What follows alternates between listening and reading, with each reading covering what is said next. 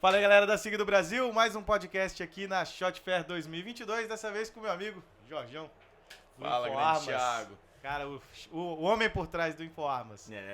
Jorge, tamo na luta. Você é um cara que apresenta um conteúdo aí pra galera, pra quem não conhece o InfoArmas. Vamos lá, fala um pouquinho do projeto. Claro. O projeto, na realidade, do InfoArmas começou 2 anos atrás. Tu foi um dos primeiros autores a entrar no projeto, a embarcar. Basicamente, o InfoArmas é o maior portal da América Latina de textos sobre armamento e treinamento em geral, né? Sim. A gente tem aí mais ou menos 50 autores hoje trabalhando no projeto. A gente tem artigos de basicamente qualquer assunto que tu possa imaginar relacionado a armas de fogo, tanto que, basicamente, se você jogou algum assunto no Google nos últimos tempos, você caiu no InfoArmas, né? Esse é o nosso objetivo. E a gente está trabalhando aí para cada vez mais democratizar o ensino e o estudo sobre armas de fogo no Brasil, né?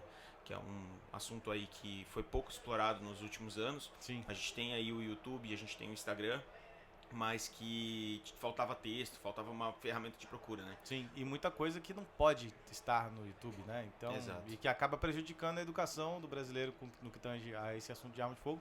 E, cara, o InfoArmas tem um baita time de peso de autores, né? De todas as áreas do conhecimento relacionado, né? Por isso que tu tá lá, né? Graças a Deus. É uma honra estar lá. No meio daquela galera ali, é uma honra estar lá. Mas Só tem fera. Cara, é um prazer poder ter você lá, né, junto conosco e todo o time, porque são pessoas que... São quantos autores, você sabe? De cabeça? São mais de 20, né? São mais de 50, na mais realidade. De 50? Na realidade, a gente tem uma parte dos autores que não publicou ainda, porque o que acontece? A gente tem projetos que vão girando junto, né? Até tu acaba sabendo por causa do grupo dos autores lá. Mas a gente tem mais ou menos 20 autores agora especializados em perícia criminal. Uau! Que estão entrando no time, justamente porque a gente quer trazer mais segmentação de mercado, né? A gente quer conseguir trazer, por exemplo, como é que surgiu? Surgiu por causa da dificuldade de achar informação sobre armas de fogo. Sim. Então a gente chegou num ponto que agora a gente vê que tem outros assuntos que estão subexplorados no Brasil, né? Que não tem cultura, não tem pesquisa e não tem desenvolvimento. E a gente está indo agora para esse segmento, por exemplo, de perícia criminal. Depois a gente quer ir em outros segmentos. Aliás, a gente pode falar que isso é um excelente tópico para a gente falar aqui sobre essa questão da difusão do conhecimento relacionado a esse tema, né? O Brasil era um país que, por consequência do desarmamento, sofreu muito com a escassez do conhecimento em torno do mundo das armas de fogo, né? Então a gente via muitas vezes os profissionais da área de segurança pública propagando mitos, propagando na área do direito. Então é absurda, né? Os operadores do direito não tem nenhum tipo de educação formal nas faculdades no que tange arma de fogo, mesmo o país sendo um dos que mais tem crime envolvendo arma de fogo no mundo. Exato. Né? Então é uma coisa que faz parte do cotidiano dos nossos operadores de direito, juízes, promotores, advogados, e a gente agora, né, graças a esse crescimento do cenário como um todo, nós temos hoje pós-graduações em balística, né, em balística de combate, balística forense, pós-graduações reconhecidas pelo MEC e tudo mais. Eu tenho a honra de ser um dos professores de uma delas, lá da Verbo Jurídico. Eu dou aula de vez em quando lá dá aula lá também, né? Aulas extras, e eu sou aluno também. Eu também vou me pós-graduar lá da balística de combate da Verbo. E isso aí tá mudando o jogo, né? A gente está vendo, muitos alunos lá são promotores, advogados, muitos advogados criminalistas lá entre os alunos. Exato. Então é uma coisa que está crescendo muito. Livros, aqui eu estava falando na feira, eu recebi vários livros de presentes de autores que estão aqui lançando um livro novo, lançando alguma coisa. E a gente vê a difusão de conhecimento até na questão de, por exemplo, traduções, né? O John Lott, que é o palestrante magno aqui da feira, era impensável há 3 anos atrás. Ele se quer olhar para cá, né? Se quer olhar para cá, né? Ele usava o Brasil como exemplo de pesquisa. E a gente teve uma coletiva de imprensa muito interessante ontem com ele, falando sobre a questão do aumento da quantidade de armas legais em circulação aqui no Brasil e a redução da criminalidade. Então a gente conseguiu tirar algumas dúvidas, algumas coisas relacionadas à pesquisa técnica, e a gente está vendo esse desenvolvimento, não só aqui no Brasil, mas lá fora, de pesquisas relacionadas ao Brasil, relacionadas ao exemplo do Brasil. Isso é muito interessante, porque a gente vai começar a ver uma mudança de paradigma na questão de desenvolvimento de mentes aqui. E daqui a pouco vai chegar no judiciário, vai chegar no Ministério Público, vai chegar nas cadeiras de direito. Isso porque ainda mesmo com essa difusão, mesmo a gente agora tendo já pós-graduações em balística, por exemplo, a gente ainda tem uma dificuldade muito grande. E uma dificuldade muito grande porque os mitos que foram propagados, eles são muito difíceis da gente tirar. Sim. Questão de double tap, questão de poder de parada, isso são coisas que vão demorar pra gente conseguir tirar. Mas é aquela velha história, toda maratona a gente começa com o primeiro passo. E a gente precisa continuar correndo, continuar dando os nossos passos, né? Como todo mito, quando é propagado dentro do Estado, ele acaba gerando consequências legais. Exato. Então, várias restrições que a gente teve a vida inteira, no que tange a acesso a calibres restritos, calibre permitido, hoje a gente vê que aquilo que a gente sempre falava, não faz sentido, não faz sentido, não faz sentido. Exato. Agora tem conhecimento formal, gente escrevendo conteúdo, produzindo, informando novas pessoas para entender que isso realmente não faz sentido. Não, e o legal é que, tecnicamente, por exemplo, a gente está 3 anos com essa mudança de paradigma sobre armas no Brasil. A gente está numa feira gigantesca, né, que era impensável 4 ou 5 anos atrás. E além disso, a gente está vendo acessórios que eram impensáveis a gente ver. Por exemplo, uma luneta dessa aqui. Era impensável a gente ver uma Tango 4 aqui no Brasil, porque era tão caro e tão absurdo que a gente não ia conseguir ter. Principalmente ter distribuição no Brasil. Era uma coisa assim, fora do padrão. Fuzis, por exemplo, vocês aqui na SIG tem o MCX Virtus, tem o Thread, tem o Cross. Era impossível de pensar. Aliás, o Cross Eu tô apaixonado também. Eu tô louco pra pegar um. Eu também. E era impossível a gente ver isso aqui. Tem acessórios que a gente não pode falar por causa da plataforma que está sendo vinculado ao podcast. Mas você tem um. Eu tenho aquele dispositivo de ponta de cano lá. Aquele que literalmente, eu consegui. Fica quietinho? Eu literalmente consegui autorização. Não judicial, eu fiz através do exército mesmo. Foi um pouco trabalhoso, teve que ter justificativa, eu tive que me federar e confederar com a CBTP, né, porque realmente precisa ter um embasamento todo legal ali atrás. São acessórios permitidos no esporte, são EPIs, basicamente. Eu considero EPI. Eu também. Até porque é um acessório bem caro. Sim. E daí o que aconteceu? Eles disseram, mas pô, é tão caro, por que tu quer? Eu disse, cara, minha audição vale muito mais do que o valor que eu tô pagando nesse objeto. Com certeza. Eu trabalho com a minha audição, eu trabalho com a minha visão, eu não posso ficar surdo, né? E era o que estava encaminhando. Tu sabe muito bem a quantidade de disparos que a gente faz por mês, né? E era uma coisa muito complicada.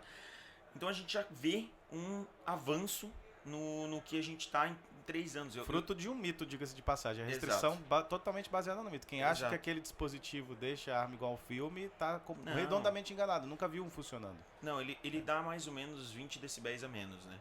Então a gente está falando aí basicamente um abafador. Sim. A gente está falando de 150 decibéis para 130 decibéis. Isso, ainda é muito alto. Mas é sensacional. E a gente está vendo aí também outras coisas, desde outros dispositivos de mira, outros armamentos, calibres, coisas assim fantásticas de a gente ver. E eu acho que é só o começo de uma caminhada. Eu também acho. A gente tem muitos desafios pela frente, a gente tem muita insegurança jurídica ainda, a gente tem muito a ser trabalhado, né, em todas as esferas, tanto municipais, estaduais e federais. A gente tem muito trabalho ainda pela frente. A parte cultural e educacional, a gente precisa mudar, a gente precisa continuar evoluindo, a gente precisa envolver mais pessoas. Eu sempre brinco, e tu sabe disso, que eu chego para as pessoas e digo, olha, no nosso segmento a gente não tem concorrente. A gente tem que ser parceiro de todo mundo e a gente está aqui para ajudar as outras pessoas. Tanto que eu sempre digo, olha, se tu um dia quiser fazer um concorrente do Informas, me liga que eu vou te ajudar. Porque a gente está com o 0,8% da população armada e a gente precisa chegar pelo menos uns 40% para fazer uma diferença real, não só na segurança do país, né?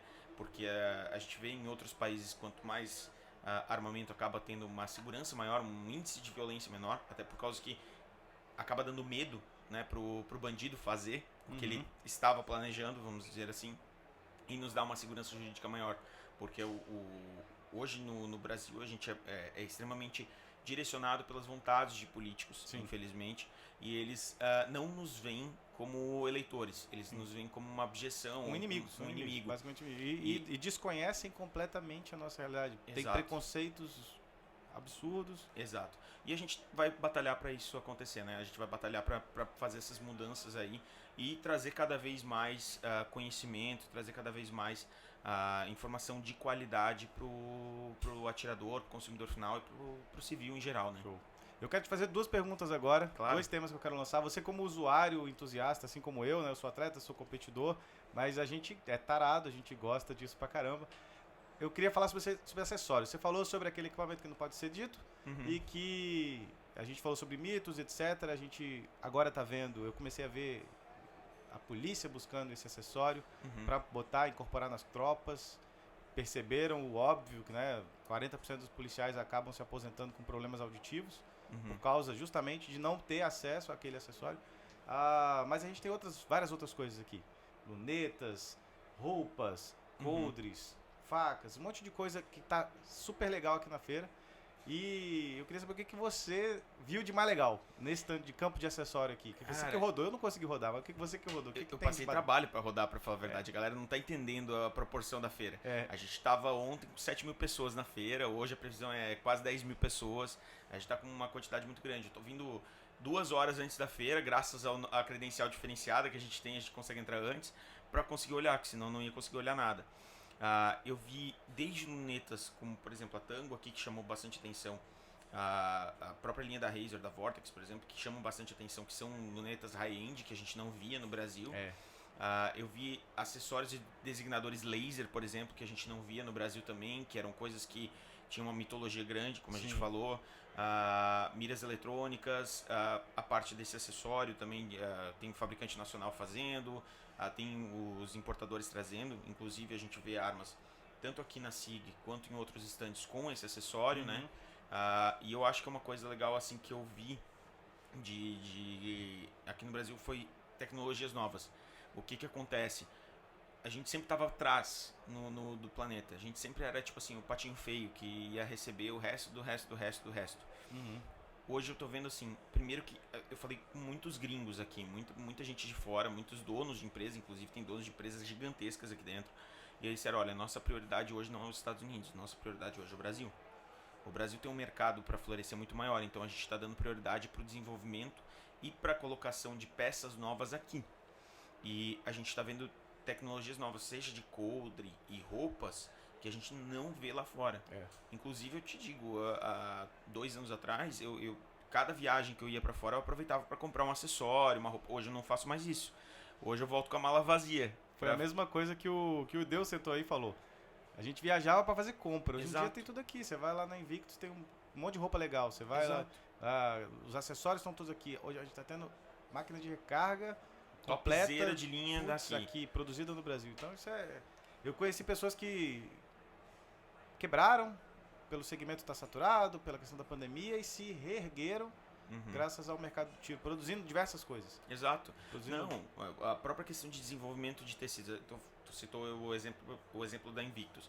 A Invictus desenvolveu tecidos que hoje não tem em nenhum lugar do mundo para o setor tático. A gente tem outras empresas do mesmo segmento fazendo exatamente a mesma coisa. Desenvolvimento, por exemplo, eu tenho parceria com o pessoal da Wolf, por exemplo, que são grandes amigos nossos.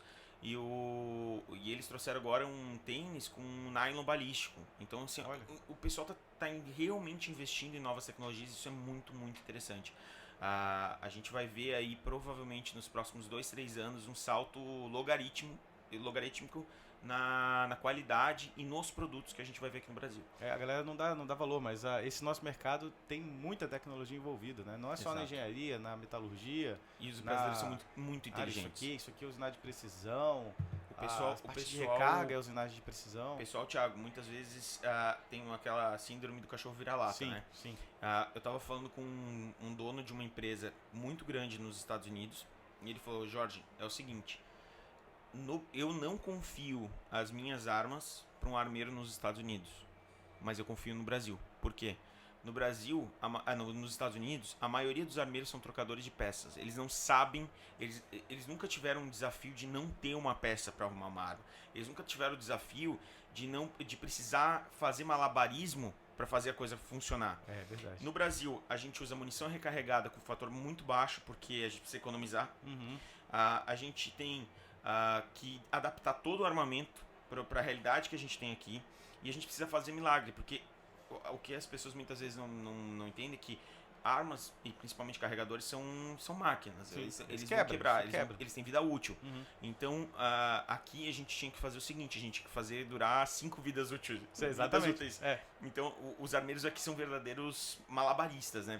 Eles fazem, a gente tem armeiro com torno CNC, porque Exato. é isso, ele vai ter que produzir a peça no final das Ele contas. vai ter que ter Armeiro com criatividade. TR, né, com autorização. Exato. Vários dos armeiros que a gente tem aqui tem que ter o TR para produzir essas peças. Exato. Aqui. Então, o que acontece? Aqui no Brasil a gente vai ver uma evolução tecnológica no armamento muito grande até em comparação aos Estados Unidos. Lá eles têm mais verba para pesquisa e desenvolvimento, são empresas maiores. Mas eu aposto com quem quiser que a gente vai ver algumas tecnologias muito interessantes surgindo aqui em território nacional e sendo exportadas para fora. Sim, Nos nos mais próximos diversos períodos. segmentos. É isso Exato. aí.